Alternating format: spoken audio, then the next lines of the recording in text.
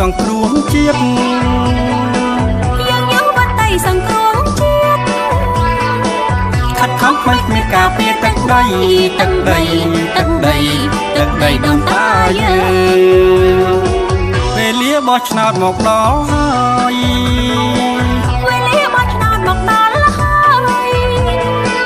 កំបងអងឡើយទៅបងឆ្នោតបោះឆ្នោតបោះឆ្នោតបោះឲ្យសង្គ្រោះជាតិយើងនឹងកុំផ្ការងរឿងថ្លៃអង្គចាសេដ្ឋកិច្ចការងារហោហៀមិនខ្វះរួមគ្នាកសាងជាតិយើងវិញរួមគ្នាកសាងជាតិយើងវិញ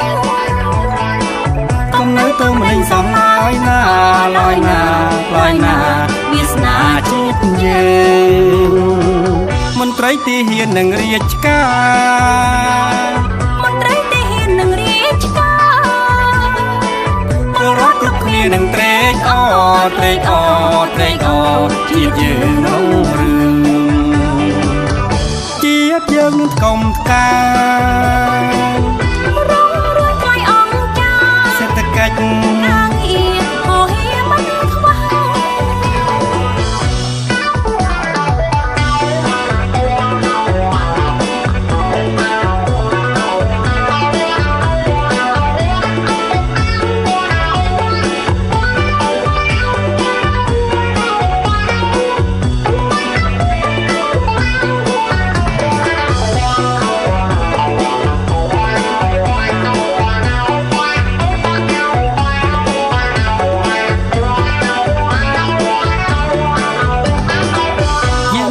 ជនសង្គ្រោះជាតិ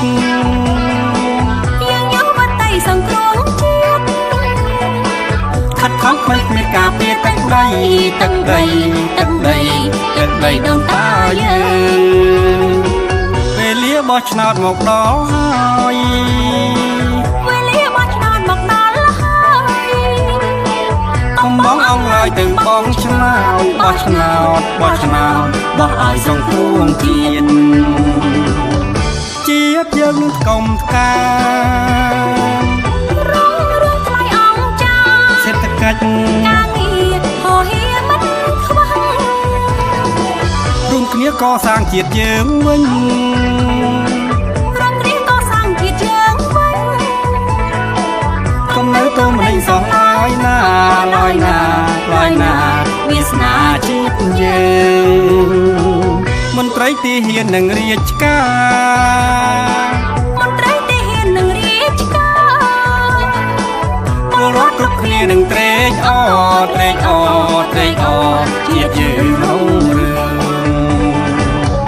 ជាតិយើងនឹងកុំផ្កា